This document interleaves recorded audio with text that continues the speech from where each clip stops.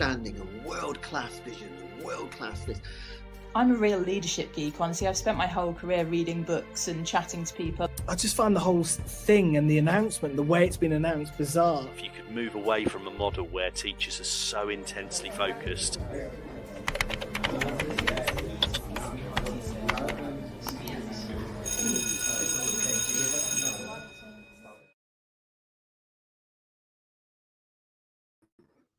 Hello, everybody. Welcome to Teachers Talk Radio. I'm Jamie Clark. This is the Saturday show. We are live and we are streaming on multiple platforms right now, including YouTube, including X, including LinkedIn. Wherever you get your social media, we're there. And we are going to be speaking to a special guest today called Dr. Zach Groshell, who is joining us on a very early morning in Seattle, and we'll bring Zach into the conversation shortly. Before we do, though, I just want to quickly give a shout out to this show, which promotes and comes on every other Saturday, and that is on Teachers Talk Radio. You'll find us on your live stream, and you can tune in at 1 p.m. till 2 p.m. pretty much every other week. And you'll probably notice that a lot of the themes and topics that I like to cover on Teachers Talk Radio are quite similar in that they talk about teaching and learning. It's very much down to cognitive science and how we think, how we learn, which is what I love to dive into. So it's no different today with Zach, who's going to be talking about direct instruction and his approaches and his philosophy on teaching. So if you missed the previous shows, then please check them out on the playlist, which I've actually put together in recent weeks. You'll find that on my X account, also on Teachers Talk Radio as well. And you can find the previous shows, which I've just mentioned there, including desirable difficulties, the science of learning, homework, and effective learning strategies. And I think this threads it all really nicely together with what we're going to be talking about on today's show with Zach. So just before we dive in and we get talking to Zach, I just want to quickly mention our sponsor today. As always, it's Teachers Talk Radio sponsor is John Catt Educational. In fact, I've been doing a bit of light reading today. I say light reading, but this is quite a thick book. It's a John Catt book. It is the Direct Instruction Practitioner's Handbook by Kurt Engelman. So I've been diving into that, trying to do a bit of research before speaking to Zach, the guru himself, on direct instruction today. And I've learned quite a bit. So if you are interested in getting this book or any other book from John Catt, then please know that this show is brought to you in partnership with John Catt Educational. If you don't know who they are, they're the publishers of professional development books and resources. They support great teaching and learning around the world. You've probably heard of the books. If you don't know the John Catt, then get onto their website and check out their library. It's johncattbookshop.com, and you can explore a full range of titles. And guess what? You can actually get a wonderful discount on your order if you enter the code JCTTR2425. You get 20% off, everybody. That's an amazing deal. So it's on your screen now if you can't remember it. 20% off your order at johncattbookshop.com. Right. Okay. I think what we're ready to do now is bring our wonderful guest into the studio. So I'm delighted to welcome him today, Dr. Zach Groshell. He's an experienced teacher. He's an instructional coach. He's an educational consultant. He does a lot of work on Twitter and interacting with folks about his views on direct instruction. He's definitely popular on there. He's based in Seattle in the USA, where it's quite early. I'm sure you'll be able to see that Zach is drinking coffee right now and trying to wake himself up. But he works nationwide in the US and also internationally as well to develop and apply high quality instruction based on research on cognitive science. So in this episode, we're definitely going to delve into that, and also how students learn, but also how they learn through direct instruction, DI, and discuss how teachers can also elevate their practice through instructional coaching, which I know that Zach is a massive fan of and advocate of. So I'm going to bring Zach into the studio. Zach, welcome. How are you doing, Jamie? It's so good to be here. Thanks for joining us. And as we've said just before we started the show, it's a fairly early start for you, right, over there? Well, if you're a parent, like I am, of two young girls who do not like to sleep in past this time, it's actually not too bad. But yes, it is, 5 a.m. here in Seattle, but super happy to be here. Thank you. Yeah, and I've just been saying that I've got 2 kids. I've just put in bed. Zach's 2 kids are just getting up quite early, I'd imagine soon. Okay, so Zach, do you want to start off by telling us a bit about yourself for those people who don't know you, and what kind of is your background in education? Yeah, well, I mean, I went to college to become a teacher, and I fell in love with teaching. I think originally I thought this would be a good way to go overseas and maybe teach some English, maybe get out there and explore the world. And I actually, for 7 years, I did that. I was overseas in Sudan and China and Vietnam, teaching in international schools, so private schools of students. But I've for now, the majority of my career, I've been in the United States and teaching in public schools. Uh, through teaching, I wanted to explore more of my passion for cognitive science and for instructional design. So I did go and get a PhD in instructional design. And I also started to find that I needed something else. I needed to work with teachers. I wanted to improve schools on a school wide level, even a district level. And so I got into instructional coaching. And as you said in the wonderful introduction, I spent a lot of my evenings kind of debating and exploring different ideas around teaching on social media, and that's led to a lot of opportunities for me. I go work with schools. I just got back from a tour of 3 different 3 different states, three Wow. different schools that wanted to talk DI explicit teaching, and so they brought me in and it kind of helped them get launched for this new school year. Very cool. So do you work with groups of teachers on a one-to-one level as well, and kind of help refine their practice in the classroom, or is it kind of generally keynote speeches and whatnot that you do? I do a little bit of everything. I mean, I'll have a keynote speech in Chile coming up for Research Ed. That's going Wow. to have a ton of people, 800 or so teachers. I was brought in for a district in Watertown, New York, where their entire district was there in a big, large kind of theater auditorium, but also working one on one. There's new math coaches. I do a lot on the science of math. New math coaches in a district that I'm working in at an individual sort of personalized basis. I'll do a little bit of everything because I'm seeing, and this is new for the U.S. I'm seeing a lot of movement in the direction of schools wanting to teach a little bit more explicitly, wanting to have a Mm. little bit more structured teaching. And so what I do is of interest to a certain type of school. Cool. Yeah, yeah. It's interesting you say that because I've also noticed that shift as well. Moving from more discovery-based learning, approaches to more explicit and structured approaches. Just before we get into that, though, exciting news. You've got a book coming out. You want to tell us a bit about that? Yes. Well, it is called Just Tell Them. And it's all about modeling and explanation. And despite, I guess, the cheeky title of Just Tell Them, it's about more than just telling them. It's about the fact that modeling or explaining sits within an explicit teaching system, and how to use it, when to use it, and what the research supports in terms of effective modeling, effective storytelling, even using gestures, emotional resonance, Mm. expressiveness, eye contact. It really gets into, I think, how to present and convey information in a way that is clear as crystal, is the whole point of the book.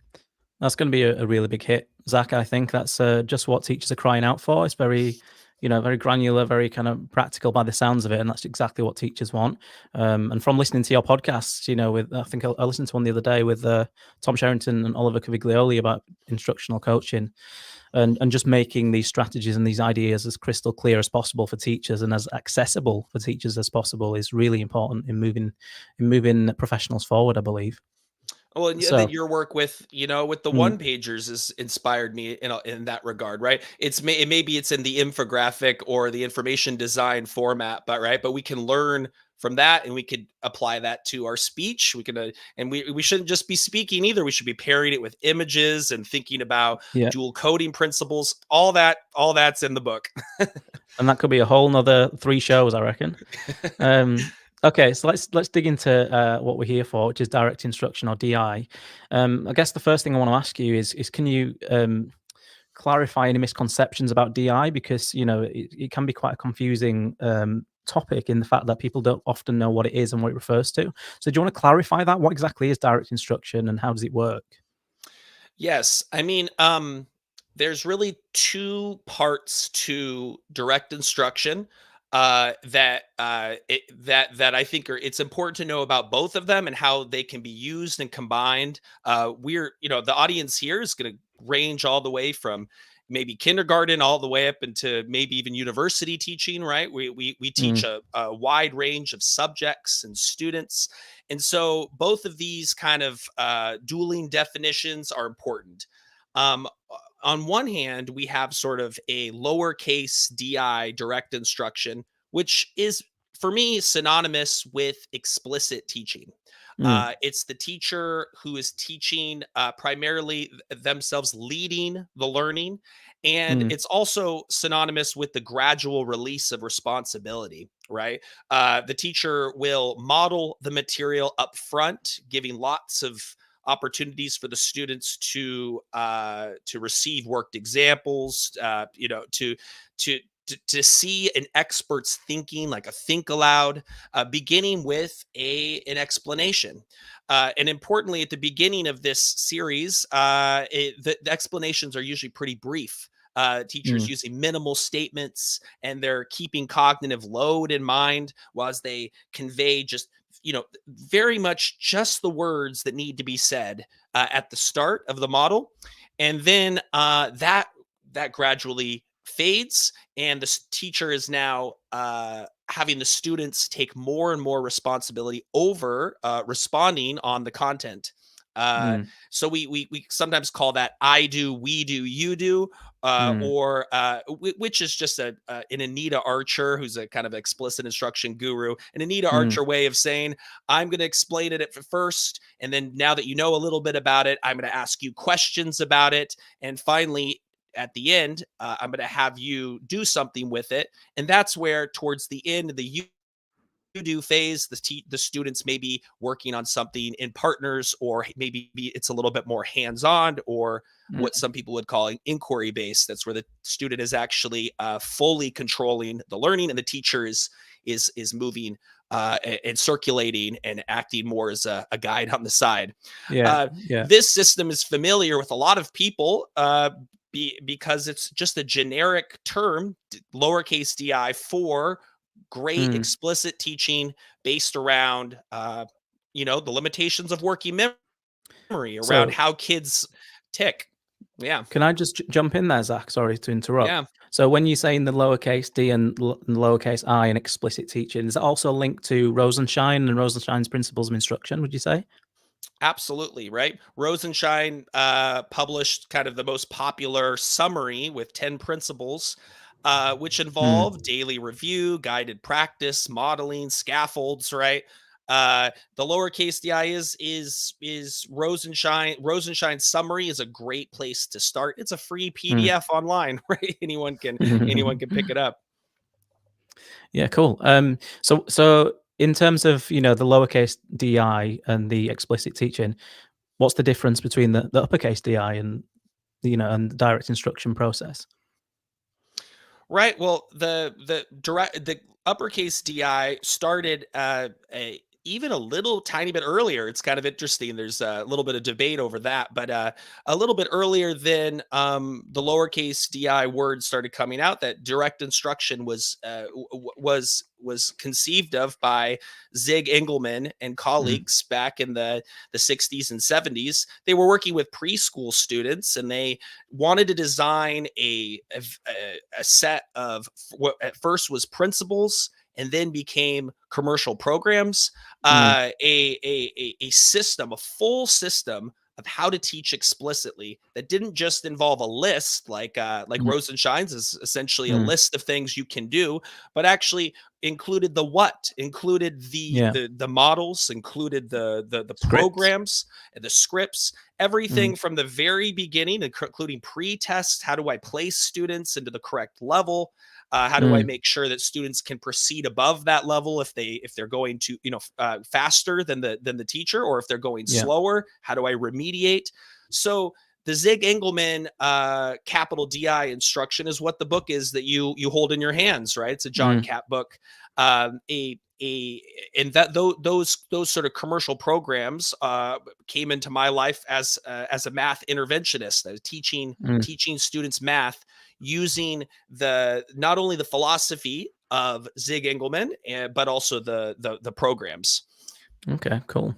Yeah. Well, earlier today, I don't know if you saw it, I put a poll on X about the common misconceptions around, explicit teaching, direct instruction. So I'm just going to shove the results of that poll. Well, it's not quite finalized yet, but these are the current standings of the poll on the screen. Because the question was what is the biggest myth or misconception you've encountered about direct instruction? So the majority of people actually said out of the options, if you're listening to this as a recording, were that it's too rigid, it stifles creativity, it's boring, or other. But we didn't get many other comments, to be honest. But the outright winner was it stifles creativity. So in terms of direct instruction, I guess explicit teaching practices, what is your response to that in terms of, people think that it stifles creativity? Does it? Well, I guess I want to know whose creativity are they referring to, right? I've heard both that the creativity that's being stifled is the teacher's creativity, and also it's the student's ability to be creative. In terms of the teacher, I don't think that that's true. Regardless of whether you are designing your own program or if you are using scripts, I find that teaching with direct instruction is invigorating. It's exciting to see students be successful. As a teacher, what you're being creative with is the way that you convey the information and the way that you are eliciting responses, but you're not being creative in terms of, today I woke up, I looked on Pinterest, I found an activity, I want all of you guys to try it out. Hey, it didn't work, and I was creative, right? So there are limitations, I think, to the extent that you can show up to work and make something up and see how it goes, because your student performance is really what you're setting your sights on. You want to see students improving on their skills. You're not there to fill time or just to expose them to things. You're not there to see, if they explore it, maybe they get something out of it that I can't measure, right? When you're talking about direct instruction, you really are looking at improving their long-term memory resources, their schema. So you do have a mission, and you have to be creative within that mission. In terms of the student side, does direct instruction limit students' creativity? Well, I started off by saying you're going to gradually fade into that you do, right? During the students doing, when the students actually are doing their own work, it could be a worksheet, or it could just be a short answer assignment. But a lot of times you want the students to take what they've learned in class and apply it. You want to see them generalize it, or you want to see them justify their answers. You want to see them do those sort of critical thinking behaviors that we want out of students. I think if you think of creativity as combining all of your knowledge to make and generate something new, DI and explicit teaching arms the students with all of those resources so that they can be much more creative than if you left them in their ignorance. If you left them as how they were before and said, hey, be creative with what you already know. It's be creative with what you already know, plus all the stuff we talked about in class, right? So I think it actually creates more creativity than people give it credit. Yeah, there's obviously the research that suggests that more knowledge and having a strong foundation of knowledge and networks of schema and whatnot kind of gives more kind of a basis to students to then be creative, because they have a solid ground to work from. So I think that's generally my point of view as well. But we can never just kind of give students, I don't think anyway, just open rein and just discover from without any input from the teacher? So I guess that's another debate which we'll come to shortly in terms of, the idea of progressive teaching versus more traditional teaching.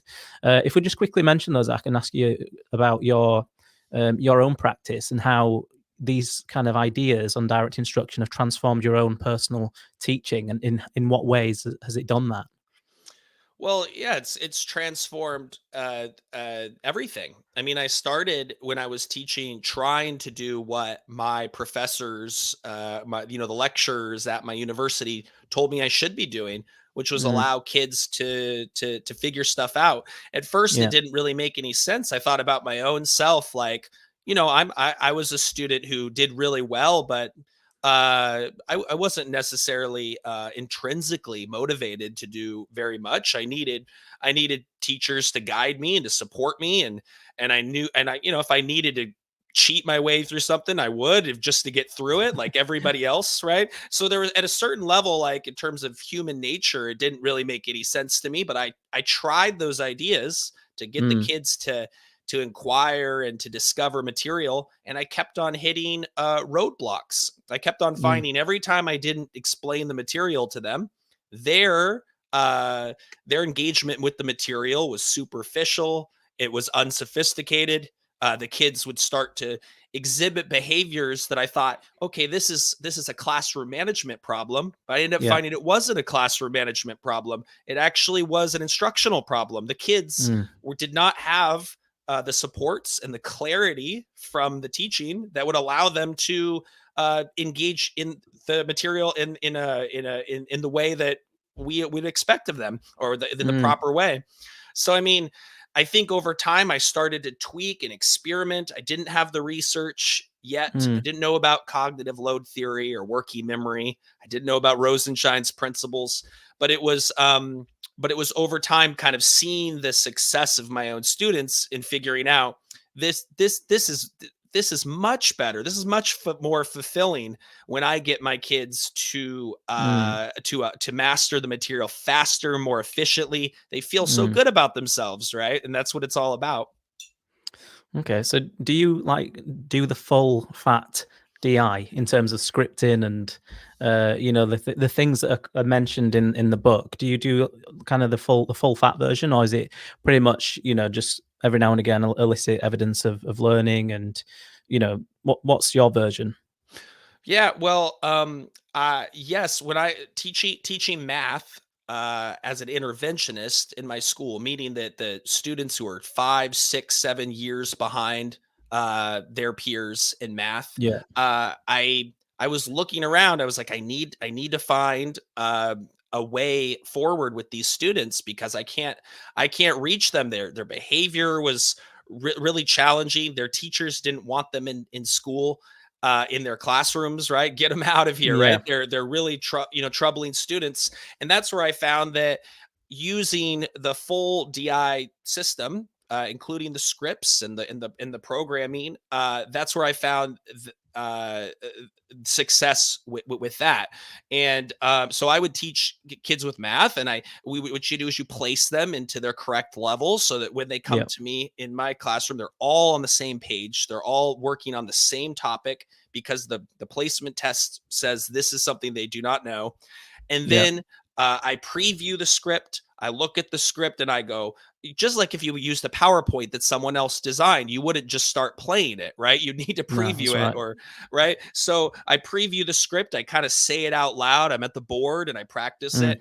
And when they come in, we get straight to work. The kids are in rows, and I'm doing my thing. It's like being an actor on the stage, right? yeah, And yeah. lots and lots of what people always remark about when they think about DI lessons is how interactive it is. Mm. Every other sentence, like just every other few words, the students are asked to respond, often in Yeah. unison, right? But And that's also explicit teaching as well, isn't it? The lowercase di, the whole kind of principles around it is supposed to be interactive, and I think that goes back to the poll that I put on earlier. Like it's too rigid, or it's boring was one of the suggestions, one of the options. Which from my point of view, it's not. It's kind of the opposite, like you said. It's very interactive, and you are asking and checking for understanding every few minutes almost, aren't you? Right. And I mean, it's just back and forth, right? It's like a tennis Mm, match, right? mm, Teacher sort of serves, student hits the ball back and forth. And if you have a video feed, you'll see my hands are kind of going wild, right? But a lot of it is I give you my signal, you say the answer, great. yeah. We're moving on. Now it's back to here. We're sort of marching along in a really in a nice brisk pace at all times. When people say like it's not engaging, I want to know how they define engagement, because I will get far more responses from every Mm, student in the class than mm, I've seen of any inquiry system, where most of the students are not saying anything, or they're lying low in the back. The same students are dominating the conversation. The teacher has to fill a lot of the space because the students don't know what they're doing. That's been my experience, is that mm. teaching directly and explicitly brings way more kids into the fold, and they answer at a far higher rate than any other approach. Can I just play devil's advocate for a second?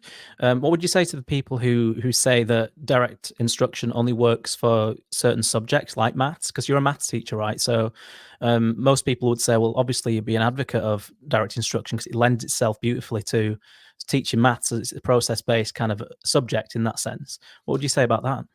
I love that people call me a math teacher, because I hated math. All right. I hated Me math too. in school, and I hated it because I had several teachers who, like, for example, in 7th and 8th grade, that's right in the middle years, Yeah. that I had a teacher who said, this year, if you want to learn math, you can learn it. If you don't want to learn it, you can do whatever you want. I'm not going to stop you. So what did I do? I got out my Magic the Gathering cards, and for 2 years I played Magic the Gathering with my friends in the back, right? I completely avoided math and hated it. But Yeah. truthfully, I'm an elementary or a primary teacher. So Mm. I had to teach math, but I also had to teach every other, Right. core subject. Um, no, it doesn't just lend itself to math. Math is beautiful in that the answer that the student is going to give is either correct or incorrect, right? Yeah. And there's no reason to have a philosophical debate around around that, but people like to. Does 2 + 3 = 5, or does it equal 6, or is it in the heart of everyone, right?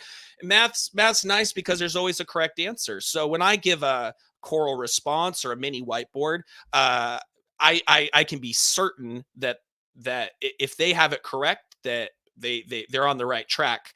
Where Yeah. when we're talking about English, or we're talking about history, Mm. the answers are often more open-ended. Maybe they're debatable questions, right? They're not simply yes or no answers. Mm. And so, but they lend themselves in the same way. If I teach you something and I give you one perspective, and you say, I like that perspective, but let me add one more thing to it because there's actually some gray area. Now Yeah. we're having a real robust academic discussion. And then, but the teacher is still there providing models, giving scaffolds, Yeah. getting responses, even if they end up being more open-ended or debatable, right? Mm. Yeah, I know about that because I'm an English teacher, so I know exactly what you're talking about there, Zach. Chalk and cheese, I think we are. All right, let's move on to explicit teaching versus discovery. We'll just touch on this because it feels as though in America and well, I think in America, but definitely in Australia, there's such a strong attachment to like inquiry learning and discovery learning. Now, I've had some positive experiences with that. I mean, I must say it's not something I'm totally against by any means. But why do you think there's such a strong attachment to it, and people are quite reluctant to embrace more explicit teaching strategies? Um, yeah, I mean, this is an odd one, because if you ask teachers, do you teach explicitly, or do you use direct instruction, lowercase di? Uh, a lot of people will say, yeah, of course, it has a time and a place, right? Mm, But I think what they're referring to is explicit teaching as being a yeah, single event that happens in their class where they explain stuff on occasion, right? yeah, They're not really using a model that is based in research, or based on all this interesting stuff that we debate online, right? They're mm, just sort of sort of teaching what I would maybe call random teaching. They're just sort of, today I'm going to try this, see if it works. Yeah. And so when they say I teach with direct instruction on, from time to time, it's not part of a sort of a systematic approach in which they can predict what will happen, or they can explain why students don't understand it. It's a bit random, right? But Yeah. there is an emphasis in, at least in American education, on discovery or minimally guided approaches in which the teacher is encouraged by their line manager to allow the kids to do a lot more open-ended exploring. Mm. And it's, the results are always predictable. Mm. Right now, the in math, the big thing in the United States, at least, is this idea of productive struggle, which is the Yeah. same thing as discovery learning. Yeah. The idea that I will pose this problem that you do not know on purpose, for the point of it is to see you fail, and then Yeah. when you fail, I will take different samples from around the room and I will put them on the board, and I will say, look at all of these different interesting ideas that we have. Yeah. Which of them do you like? Which of them are the best? Great, great, great. Okay, tomorrow we're going to keep on going with this. And the Yeah. modeling is non-existent, or if it is, it's out of frustration from the teacher or Mm. last resort. It's always predictable, Jamie, because I go into classrooms and I observe teachers doing what they're told to do in this Yeah. productive struggle model, and the kids are not paying attention. Mm. The kids are annoyed at the whole Yeah. process, and they're not learning anything. They're not Do you learning find anything at all. that affects behavior as well? Like, it has an impact on poor behavior? Absolutely. And the advocates of the sort of minimally guided approaches will sometimes say, well, then you're not managing the classroom well enough. Mm. They'll blame the teacher on what is Mm. essentially an instructional problem. It's Yeah. that the students don't know enough to be able to engage with the content. They don't feel successful because it's not broken down into smaller steps. They're not Yeah. asked small step questions based on small step presentations. It's just Yeah. giving large problems and saying, who's the smartest in the room? Who already knows the material? And if you don't know it, I'm going to come around and then I might explain it to you, given, if I feel like it, or if a hint isn't good enough. Right. Um, I try Yeah. not to give a caricature of this approach, but this is what I see in real classrooms, and this is what I personally did for several years, was try to keep my explaining, my modeling to a minimum to allow Mm. students to figure it out. Mm. And do you think, can it be combined? Can you successfully combine direct instruction with something like inquiry-based learning or discovery learning? And I know that, for example, Tom Sherrington talks about the mode A and mode B, in the learning rainforest, and I think in teaching walkthroughs as well. What do you think about mode A and mode B being like instructional practices, and mode B being more kind of, discovery-based practices? Could there be like a blend between them? Is there a balance? What's your view on that? Yeah. So I take the line of thinking, and people don't always agree with this, but my line of thinking is that direct instruction, explicit instruction, is a gradual release model. Yeah. And at the end of the sequence, the students have been prepared to apply and to use their knowledge in a simulation, in a scenario, maybe in a project, right? Yeah. I don't call that at the end inquiry-based learning or discovery learning, because I think it's essentially, what are they discovering? They're just doing what we've been doing in class. They are using what I'm saying. This is not discovery. The same with inquiry. I did my PhD dissertation. That is an inquiry project. It Yeah. involves you all by yourself trying to identify a gap in the world's knowledge, Yeah. researching that gap, and then generating an original product for an audience that allows you to share what you learned from your Mm. inquiry. Yeah. Doing a small simulation or a project at the end of explicit instruction, for me, has nothing to do with a legitimate inquiry project. So when people say I blend them, I say that's a nice way to sort of bring us all together. We can all hold hands and say we all did it. But for me, it is a sequence. It is a sequence that is systematic, that doesn't begin ever with Yeah. a lot of open-ended exploring. So that's my distinction there. So would you still do those things in your practice? Would you still incorporate some of those elements that you just mentioned, but obviously not label it as inquiry, but was it something you still do? Absolutely. And Mm. a lot of the mode B, I love the distinction, the mode A, mode B from Yeah, me Tom too. Sherrington. A lot of that stuff is not actually an inquiry project. It's like Mm. it's a field trip or a museum visit, right? Mm. A lot Mm. of it is like, we're going to do what I love about, because I just visited some schools in the UK. Yeah. I love the assemblies where students will do songs and things. Those songs sometimes sit within the learning, and sometimes they're Yeah. just to celebrate our successes, right? And be in community, right? So Mm. part of your day has got to be part of a whole school program, has got to be some of these things that they're more about community, they're about bonding, they're about culture, Mm. right? But let's take the museum visit, right? Do I Mm. want my kids to go to a museum like, if you've ever been to the Louvre or whatever in Yeah. Paris, and you go in there and you go, yeah, 99% of this I don't understand at all. It looks all the same to me. Or do you want them to go to the museum visit having knowledge that they've been armed with, that they can Yeah. look and they see, oh yeah, that's what we talked about. Mm. That's a specific thing we're learning about.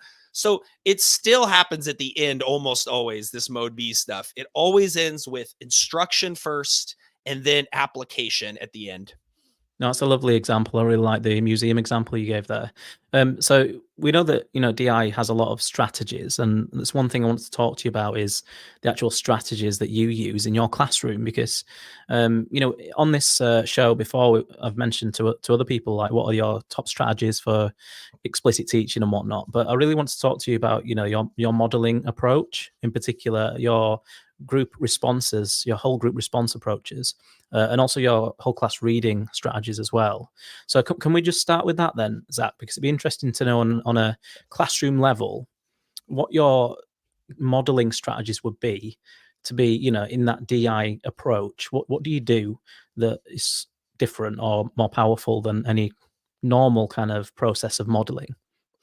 Right. The In general, and this may pertain more to math because it's not a storytelling approach, but in Yeah. general, I think the main difference in the modeling is that you were only saying a very limited set of words that are Mm. brief, that are pre-selected, that are often rehearsed and practiced, Mm. or they're scripted, right? The model itself is presenting what in DI, in the Engelman DI world, they call a general case. When I give you Yeah. this model or this example, it applies to the most things that it could possibly apply to. And I'm not Yeah. going to talk about you see sometimes teachers go, well, yeah, but there's also this case and that case, right? What you do with the students is make sure when they're presenting something, they are a naive learner. Their working Mm. memory is very limited. It's easy to overload them. So an extended lecture of lots of transient information is going to overload them.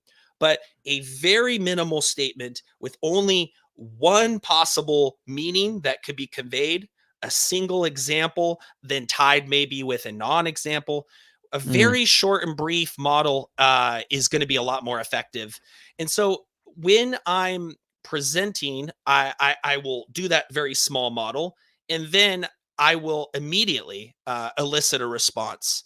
Uh, Mm. when it comes to eliciting responses, you can choose to only get one student's response, or you can take advantage of whole class response systems and get everyone to respond at the same time, right? Yeah. And of course, we want to do that, but without practice, without maybe some instructional coaching, it's a lot of teachers will default to just whoever has their hand up, right? Yeah. Um, my favorite approach is sort of to combine a series of 5 different whole class responses The first one is turn and talk, which or think, pair, share, which needs to be snappy. The question needs to be long enough to talk about in a few sentences, but not so short that it's only a one-word answer. So it's kind of tricky. You kind of have to plan your questions in advance. You got to have A partners, you got to have B partners, and you have to practice this routine from the onset of the school year. A lot of, what's funny, Jamie, what's funny is a lot of people in the DI explicit teaching world don't really like turn and talk. I think the more uber traditionalists don't like it. Maybe I think it seems to be more of an explicit instruction strategy, because I've read Anita Archer's book, and I think, and is it, I can't remember his first name. Is it Ted Hughes? I can't remember his first name. But they talk about, pair share, don't they, quite a lot in that book, for example. But when I skipped through this, I didn't see it as much, the kind of paired activities. Carry on. What were you going to say about that? I just think it's essential. I understand it's very, very hard. I have a list of things that can go wrong, like some list of 16 things that can go wrong in turn and talks, because there's almost more that can go wrong that can go right. Yeah. But nailing it, like right now, you and I are talking, and if you were sitting with your partner listening to this, at 8 a.m., and I said, so go ahead and turn and talk about what Jamie and Zach just talked about, you're going to get a real chance to rehearse, to sit in your thoughts. And then I can ask you to share it out. And now we're having a class discussion about what I just said. It's a perfect way of getting the class to make sure that they're rehearsing the material. And then you're, of course, listening in. There's a formative element too. I'm listening in, I'm checking, is what they're talking about even remotely on topic, or right? Or are they confused, right? Is the class silent, right?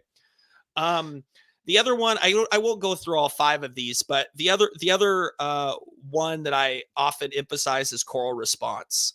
And I was going to ask you about that. And the reason was because I DM'd Zach a few weeks ago about choral response, because it's part of a special project that I'm currently working on, which I'll reveal more about soon. Basically, it's a new book I'm actually writing, and that's all I'll say for now. But I did tap into Zach's experience on choral responses, and I really want to hear what he has to say about it.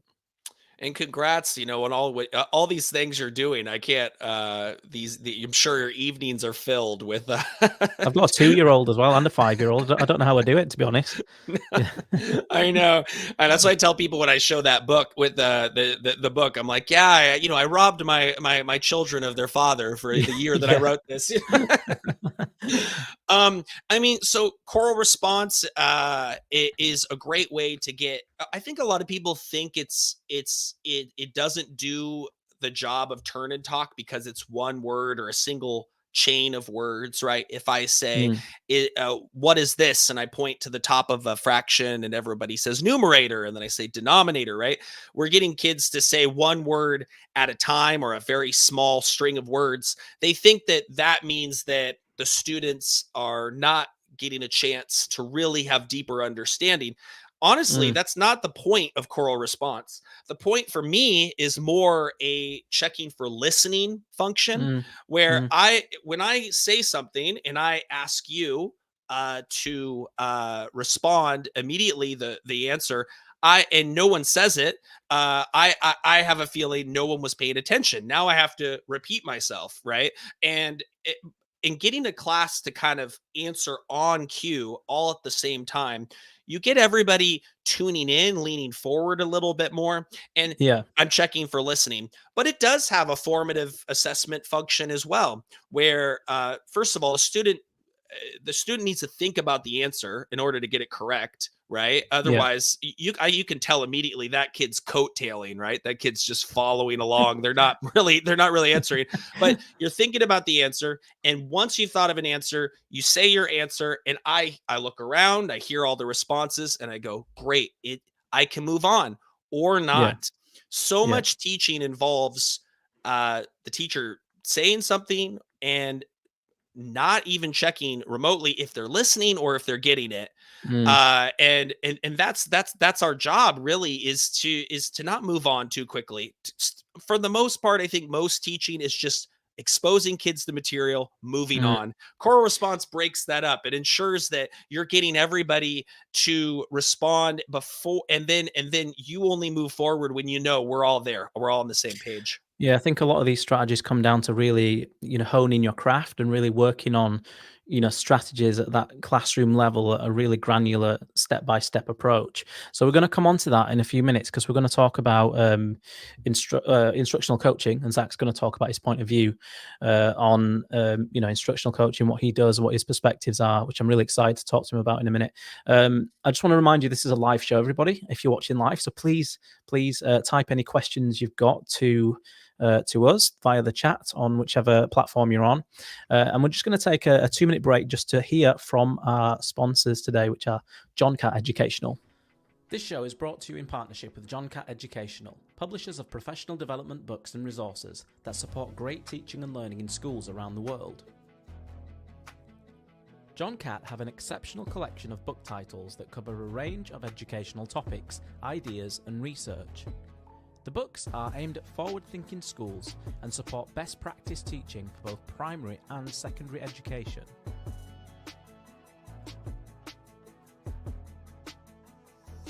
Level up your professional development today and visit johncattbookshop.com to explore the full range of titles.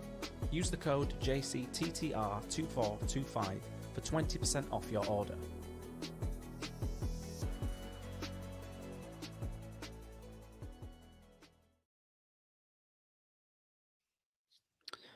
Did I say a minute? I meant 1 minute, not 2 minutes. Got confused. Right. So we'll get back into the action. We're going to talk about instructional coaching. I just want to again remind you, please type any questions in the chat. We'd love to hear from you, and we'd really love Zach to engage with some people live on the show. Let's bring Zach back in. Hello. So I wanted to move on, Zach, quickly to instructional coaching, because I know this is a big thing for you, especially recently in terms of your experiences in schools and your opportunities you've had.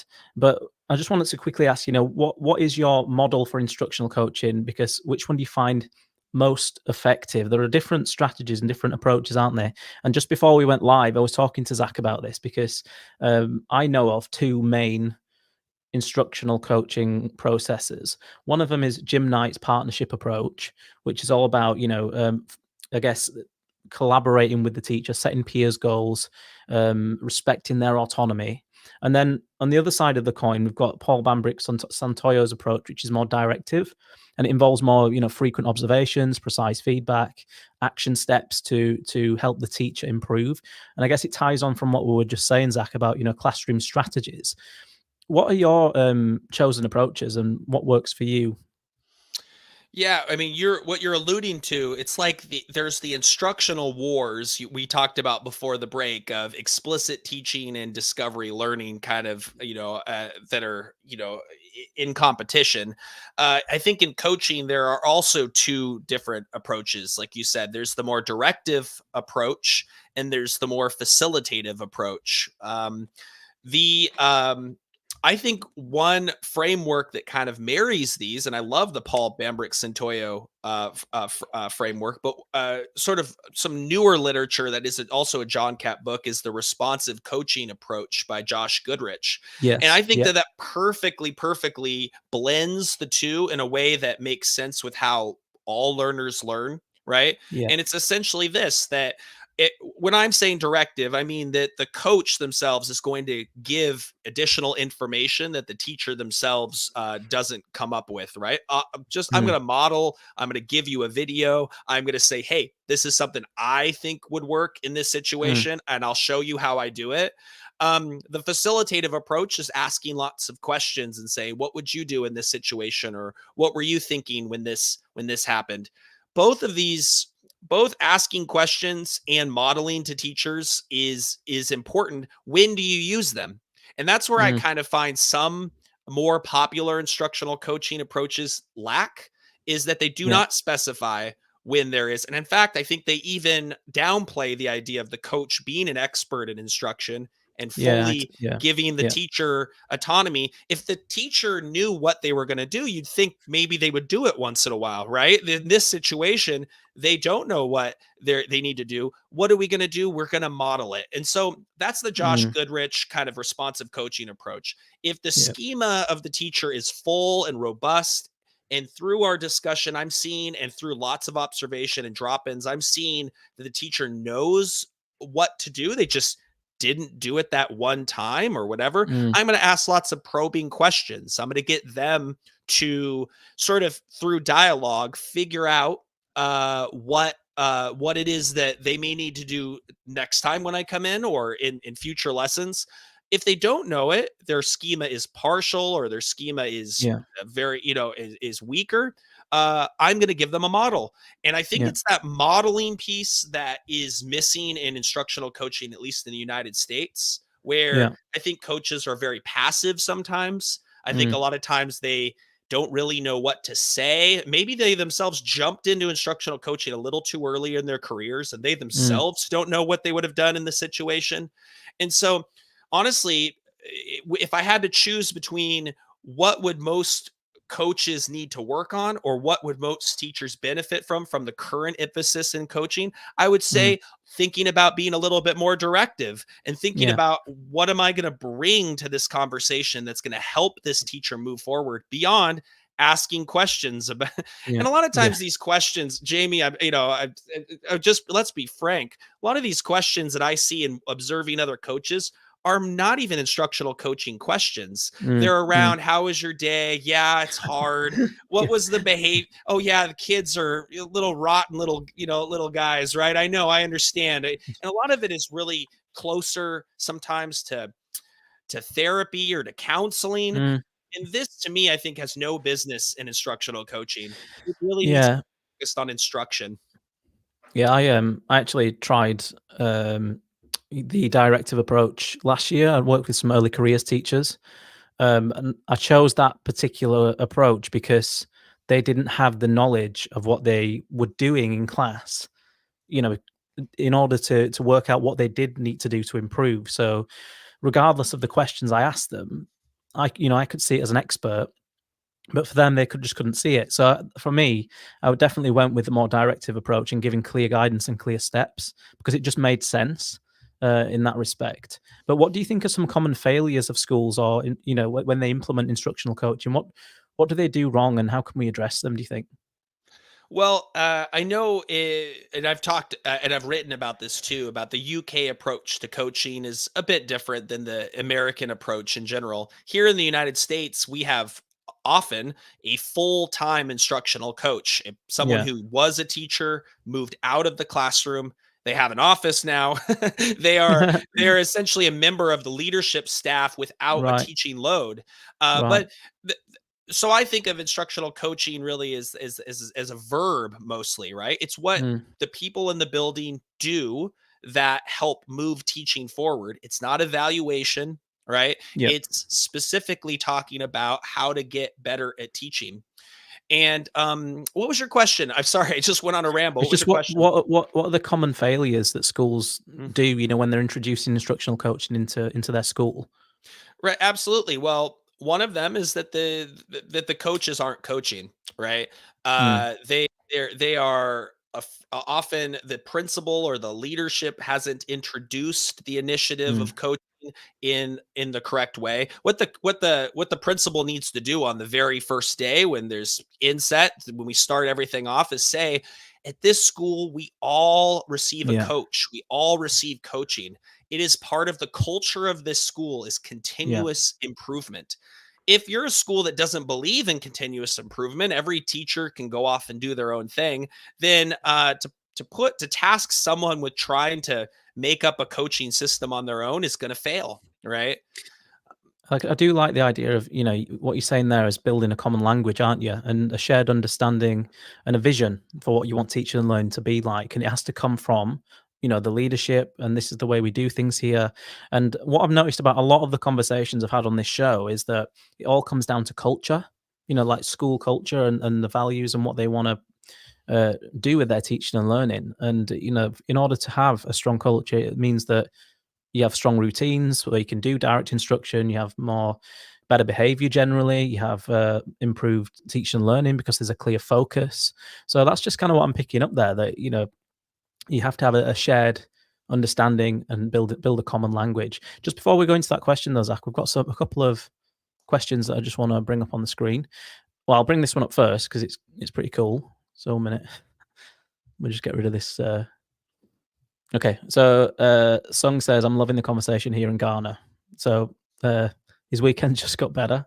But there's a question here as well from Laura Stam. What resource or advice does Zach recommend to get started coaching at a small scale school, for example, a new grade level team? Yeah, I mean, we mentioned 2 books I would recommend, which is Paul Bambrick Santoyo's Getting Better Faster book. Also Josh Goodrich's Responsive Coaching. These are books that I think highly recommend you have on your shelf. But what I would investigate is because this helped me a lot as I got into better coaching, was creating or finding online a system, especially a technology system that will help you to organize your coaching in a way that's very systematic, right? And what I'm describing, it exists out there. There's a couple of different options. What I'm describing is essentially, how am I going to organize my drop-ins with teachers? How am I going to organize my coaching cycles, right? You start a coaching cycle with the teacher, and what often happens, you have an initial conversation. 2 weeks later, you got busy with something else, and now you're trying to have a conversation again. The teaching has changed, the unit has moved on, the students are all on something else. So what I would highly recommend is, and afterwards we can chat too, because I know Laura from Twitter. You can chat about, there are solutions that people are coming out with that can kind of script or help mold the conversation that coaches have with teachers. Coaches need a scaffold, just like teachers need a scaffold for their own teaching, whether that's a PowerPoint or a workbook or a textbook. We need something that can help guide our thinking with our questioning. So I'm being a little vague here, but there are solutions that exist, technology solutions and platforms that can help coaches. Absolutely, and I'm sure Zach will be in touch via DM because we can be more specific about that on X and show examples of that. I'm sure Zach's got many examples, but if from my point of view, I corroborate what he's saying about Josh Goodrich's book there. Responsive coaching. A lot of it kind of comes down to those strategies that Josh talks about in that book. So I would recommend that. I guess the final question in today's show, though, for Zach is advice for teachers and how teachers can best stay informed about the latest research, whilst also learning how to apply it in their classroom. What do you do to stay informed and be, kind of like on the ball as much as you are in terms of educational research and what works? Yeah, well, a lot of teachers tell me, like, I want to get into research, I don't know where to start. Social media is a great kind of starting point because people are sharing research. The Science of Math, for example, Facebook group, I moderate that group. If you come and join that Facebook group, there's a lot of research that gets shared there. And of course, X, people are sharing stuff. But how do you actually get to it, right? It's behind a paywall often. There are ways.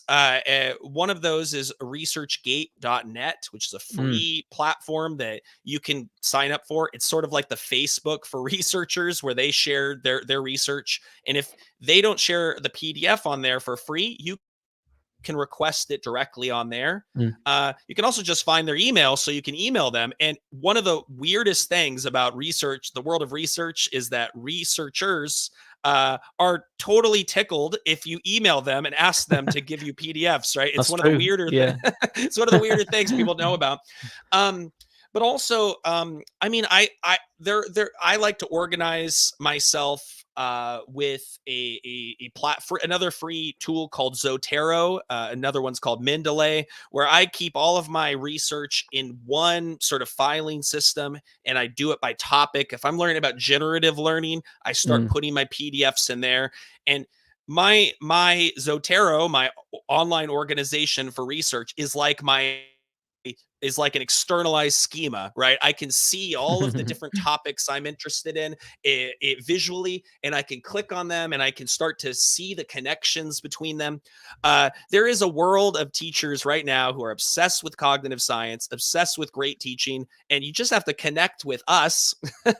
and of course, just plugging my own thing, if for schools to have someone like me come on over and talk about this stuff, often that's the first step. I can give you those resources. I can get your principals excited about research, and then it sort of kind of can move and take off on its own. What advice would you give to teachers who want to know more about direct instruction? Right. The John Capp book you first mentioned, the Direct Instruction Practitioner's Handbook by Kurt Engelmann. Kurt Engelmann is one of the twin sons of Zig Engelmann. And that book is the latest thing that will explain in very concrete terms what capital DI is. But also go find yourself a couple of articles. The Rosenshine's Principles of Instruction, free PDF online, explains explicit teaching in a nutshell. Another book is Explicit Instruction by Anita Archer and Hughes, and that book is awesome. And there's people blogging about this, talking, I'm just off the top of my head, right? Of course, Jamie's creating great infographics on this. But Adam Boxer has some great blogs on this. Don't forget. Oh, of course, get yourself some one-pagers. If you want this broken down into very concrete terms, Jamie's book, One-Pagers, it's on my shelf. It's excellent. Oh, thanks, all right. Well, that's all we've got time for today, folks. But I just want to, sincerely thank Zach for coming on today. It's an early start for him. He's been super insightful. We've got through a hell of a lot in the space of 1 hour in terms of direct instruction, Zach's strategies, for direct instruction, but also like the explicit teaching and discovery learning balance as well, if you want to call it a balance, but Zach's perspectives on it, and instructional coaching, which has been fascinating. So yeah, I want to thank you again, Zach. I hope you have a great day over there as the day starts in the US and it ends in Australia. So thanks for coming on and keep in touch on X. Thank you so much, Jamie. This was great. Okay, everybody. Again, just to remind you, the show is back in 2 weeks' time. I believe we'll be talking about oracy. I hope, if the guest is available, I'm sure that you'll enjoy it and get a lot out of it on the 7th of September. So, with that in mind, I just want to thank you for tuning in. Again, I want to thank Zach for being an awesome guest, and I'll see you in 2 weeks. Outstanding and world-class vision and world-class this. I'm a real leadership geek, honestly. I've spent my whole career reading books and chatting to people. I just find the whole thing and the announcement, the way it's been announced, bizarre. If you could move away from a model where teachers are so intensely focused.